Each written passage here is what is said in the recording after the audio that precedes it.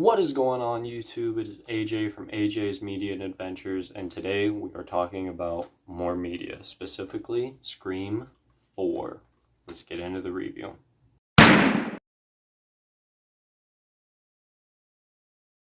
So before I tell you how I feel about this movie, I'm going to tell you a little bit about it. It follows Sidney Prescott going back to her hometown, Woodsboro, which is where the original murders were taking place at. And that's where Stu Macher and Billy Loomis killed her friends. She decides to write a book, and part of her marketing team, or marketing scheme, is to go back to where they happened and market the book to prove that she is not afraid anymore. And to everyone's surprise, stuff starts going down again. So we are immediately introduced at the beginning to one of Sidney Prescott's family members. I think it was her niece. They call Sidney Prescott the Angel of Death. Because what they say is everywhere she goes, death follows. And around that same time, there's a super bad bait and switch in the car. And I can't believe I'm saying this, but it got me as a jump scare. The one jump scare in all the Scream movies that got me, it was in this movie, which is sad. So I would also say that this movie introduces the least interesting characters.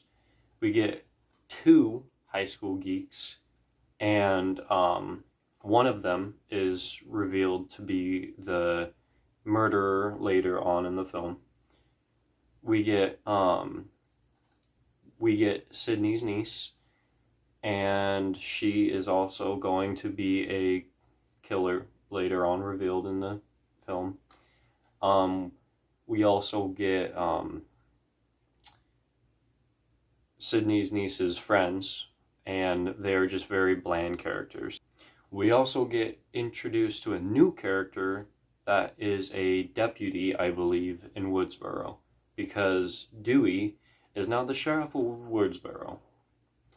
And unlike the third one being kind of concrete in its decision making with Dewey, Gale Weathers, when they decided to get engaged and Gale was gonna kind of give up being the worldwide rock star of writing, this movie just completely train wrecks that to where she's trying to become a writer again. He is now the sheriff and they live in Woodsboro again, and it's just a mess because there's tension in the relationship. And then the deputy of the Woodsboro is just thrown into the mix and is like this weird love interest for Dewey, but not at all at the same time. But it's another thing of like, they made her too creepy to the point you were like, is she the murderer? But in the same breath, they made her way too creepy of being like, oh yeah, she's obviously the murderer, to where it's reverse psychology. There's no chance it could be the murderer. I'm sorry, there's a freaking gnat. This movie has a weird obsession with live streaming and webcams. The argument of this movie is, was it too far ahead of its time, or was it too late of its time? My argument is it's just too much of both. All the murders were taking place on camera, and it was made very aware. And they were like, it's a new style, and it just was not fun. This is by far the worst Scream movie because as the most bland introduced characters, more bland than the actors from the third one. And not to mention, they introduce another random family member of Sidney's to make her another murderer. And it's the same plot point. They wanted Sidney to be framed to be the murderer of all of them, and they were the lone survivors, just like Sidney's brother did. And I can't even remember their names. That's how disappointing the characters were. But that's it. This is the worst movie because it has weird things it tries out and it does not work. When Scream 5 kind of goes through Sydney's past or kind of whatever, this movie is like, you don't need to watch the whole thing to understand the Scream franchise.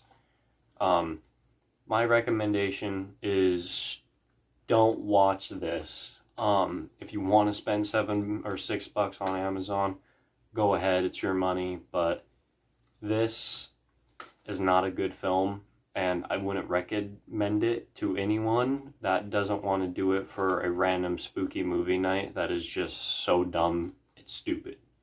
So, final verdict, don't watch this movie. If you haven't left yet, make sure you hit that like button, subscribe too. It really helps out the channel, and it really helps out me too as a creator. It keeps me going. I'll catch you all in the next one. Peace.